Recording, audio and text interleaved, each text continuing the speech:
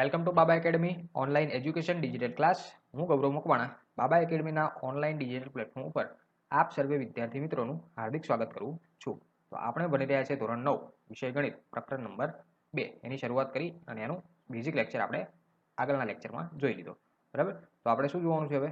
તો અત્યારે જોવાનું છે સ્વાધ્યાય 2.1. બરાબર, બેઝિક લેક્ચર જોઈ લીધો સ્વાધ્યાય 2.1 અને એમાં દાખલા નંબર 1.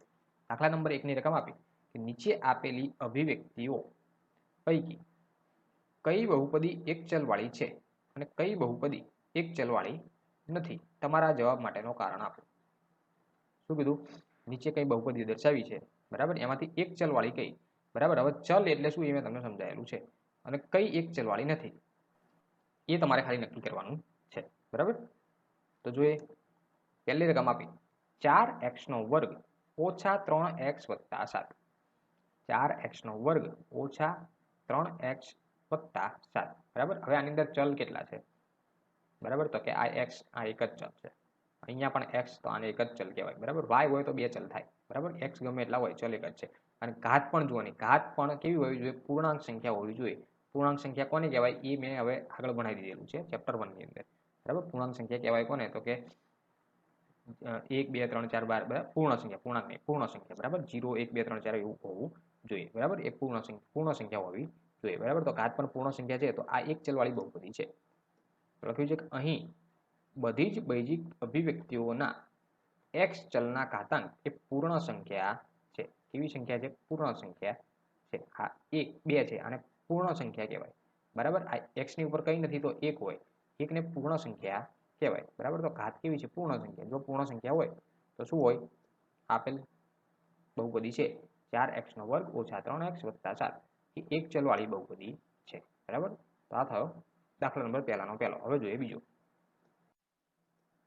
બીજાની રકમ આપી y² વત્તા વર્ગમૂળમાં 2.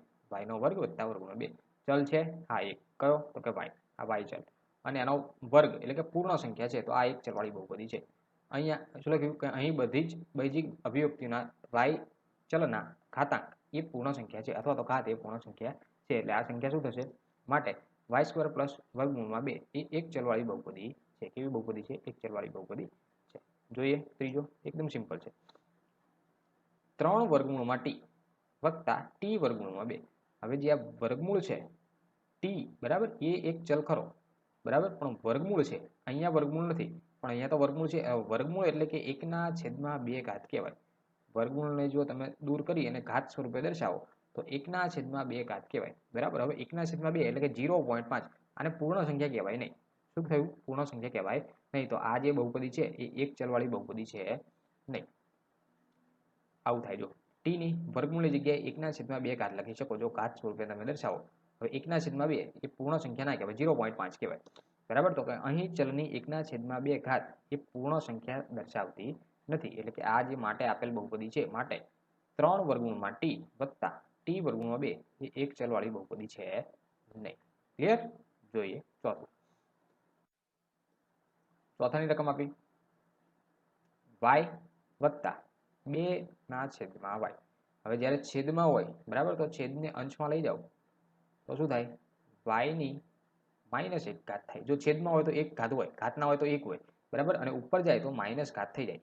બરાબર, વ્યસ્ત પ્રમાણ કરો એટલે કે ઘાતમાં પરિવર્તન થાય. પ્લસ હોય તો માઇનસ થાય, માઇનસ હોય તો પ્લસ થાય.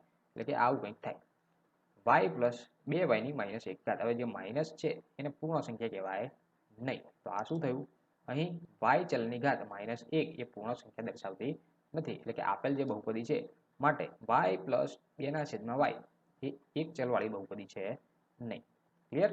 ચાલો, અને લાસ્ટ છેલ્લો, x ની 10 ઘાત, y ની 3 ઘાત અને t ની 50 ઘાત. x ની 10 ઘાત, y ની 3 ઘાત અને t ની કેટલી ઘાત? 50 ઘાત. હવે પહેલી વાત તો અહીંયા ચલ સરખા છે જ નહીં. અહીંયા x છે એક ચલ થયો, આ y આ બીજો ચલ થયો અને t એટલે ત્રીજો ચલ થયો. તો અહીંયા ત્રિચલ બહુપદી કહેવાય અને એક ચલ બહુપદી કહેવાય નહીં. અહીંયા શું કીધું? અહીં દરેકનો ચલનો ઘાતાંક એ પૂર્ણ સંખ્યા તો છે, બરાબર, પણ ચલ અલગ અલગ છે. અહીં શું આપ્યું?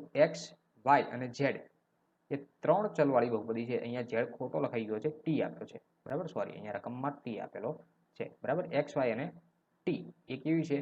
એક ચલવાળી, એટલે કે એક ચલવાળી બહુપદી નથી, ત્રિચલ બહુપદી છે. બરાબર 3 ચલવાળી છે 3 આની અંદર ચલ આપેલા છે બરાબર તો હવે તમને એક ચલવાળી બહુપદી કોને કહેવાય એ ખબર પડી ગઈ હશે બરાબર તો અહીંયા દાખલા નંબર 1 કમ્પ્લીટ પૂરો થાય છે અને આપણો લેક્ચર પણ પૂરો સો થેન્ક્સ ફોર અટેન્ડિંગ